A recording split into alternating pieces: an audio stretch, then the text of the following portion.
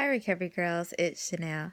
Um, it is March, and in March, a lot of recovery circles will talk about the third step. And I am actually working through the steps again, and I am on step 3. And that is made a decision to turn our will and our lives over to the care of God.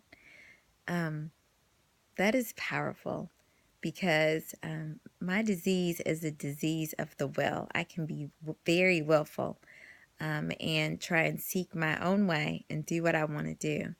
And you know what?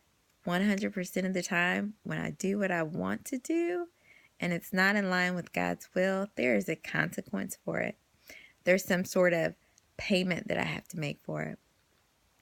And I have to be careful because my self-will can run wild sometimes.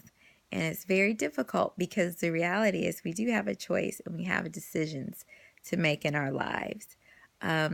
However, in recovery, I have learned to turn my will and my life over to the care of God and just be comfortable in that. At different times, however, because I'm human, I get uncomfortable with that. I want my will and I force my will. And let me tell you, every single time I force my will, there's something to pay for that. However, when I turn my will and my life over to the care of God and I allow Him to guide me, the results are different. Sometimes it's painful. Sometimes it's uncomfortable. Sometimes there's discomfort involved. But remembering that I've turned my will and my life over to His care reminds me that God is to be trusted. He can be trusted with my recovery. He can be trusted with my reality, even when it's uncomfortable.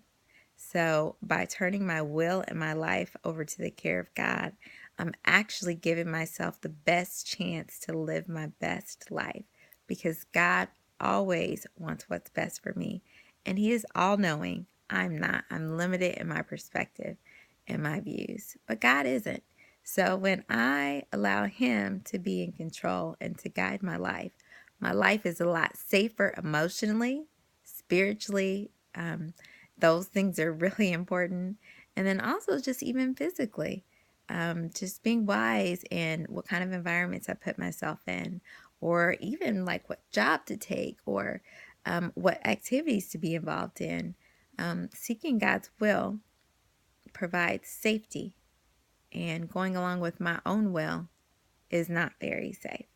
So I am learning just to daily turn my will and my life over to the care of God. I don't do it perfectly and I make mistakes, but thankfully I can always come back and start again.